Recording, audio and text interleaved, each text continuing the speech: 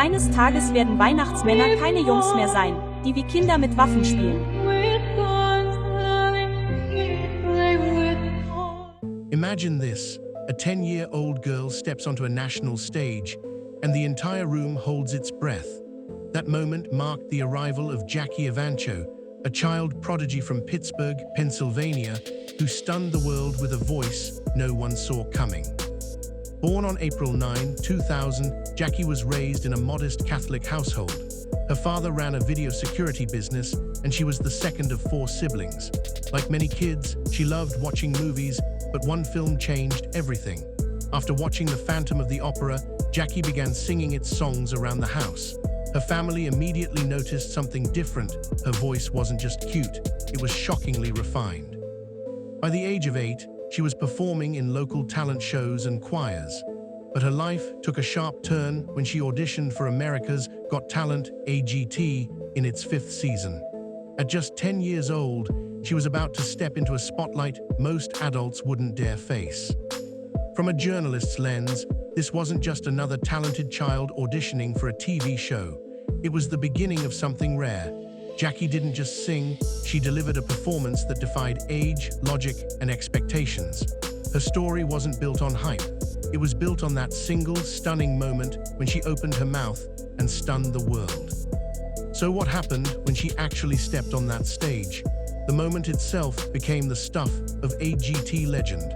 And it's time we revisit exactly how that night unfolded. It wasn't just a performance. It was a moment that stopped America in its tracks. When Jackie Evancho walked onto the AGT stage, viewers expected a cute, shy little girl. What they got instead was something they couldn't explain. She performed O mio babino caro, an Italian aria usually reserved for opera veterans. And yet, here was a 10-year-old delivering it with flawless pitch, emotional weight, and stunning vocal control.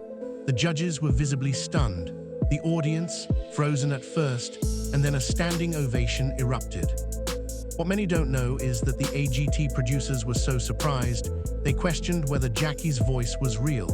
Had the audio been edited? Was she lip-syncing? But Jackie quickly put those doubts to rest, performing live again for the showrunners to prove that, yes, that angelic voice really was hers.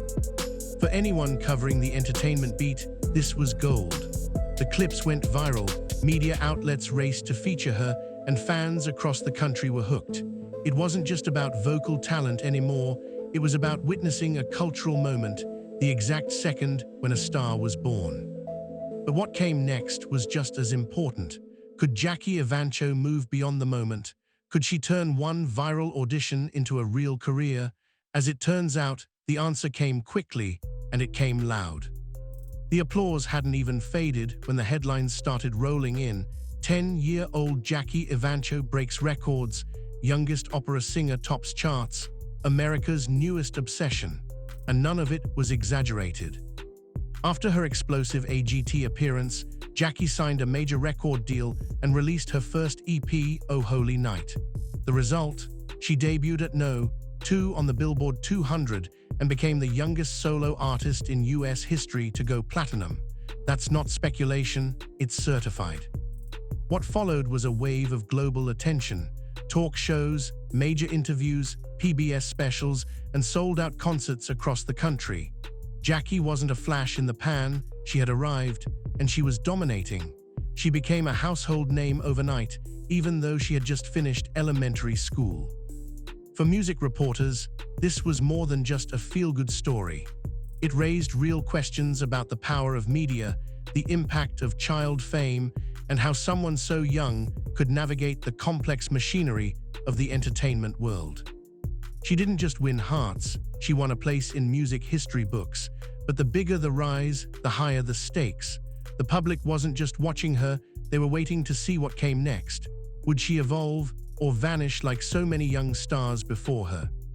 The next chapter would test Jackie in ways her early fans never saw coming. Behind the standing ovations and platinum records was a young girl facing an adult-sized storm. And no one, not even Jackie, was fully prepared for what that meant. Being a child star sounds like a dream, but the reality, it's a balancing act few survive unscathed. Jackie had to juggle schooling, non-stop media attention, voice lessons, tour rehearsals, and recording schedules. Her childhood became a tightly managed brand. As she matured, her voice naturally changed, a normal part of adolescence, but one that brought intense scrutiny. Critics debated whether she could maintain her classical tone. Fans were divided.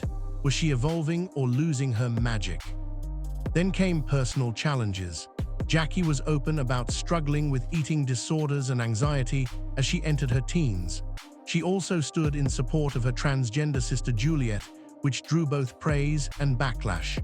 Suddenly, Jackie wasn't just a singer, she was a public figure with a complex identity. For reporters, this was a turning point.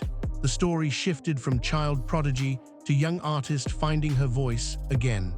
Her fame forced her to grow up fast, and the very thing that made her famous, her voice, became a source of pressure, fear, and expectation. And yet, Jackie didn't fade. She confronted these issues publicly, showing fans that vulnerability isn't weakness, it's strength. But the question lingered, where would she go from here? Many prodigies disappear after their peak, but Jackie Evancho, she took a different route, reinvention, and that's where things get interesting. As Jackie entered adulthood, she began shifting her image. She experimented with new sounds, worked with different producers, and started writing her own material. In 2022, she released an album of Joni Mitchell covers, a clear statement that she was no longer confined to the classical child star box. In 2024, she dropped the EP Solar, featuring original tracks like Behind My Eyes and Get Out of My Life. These songs explored deeper, darker emotional territory, anxiety, heartbreak, identity. It wasn't just a rebrand, it was a creative rebirth. Her voice had matured, and so had her message.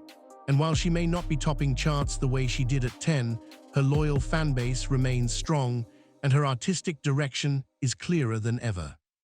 From a news angle, Jackie's journey became less about the high notes and more about the quiet resilience in between.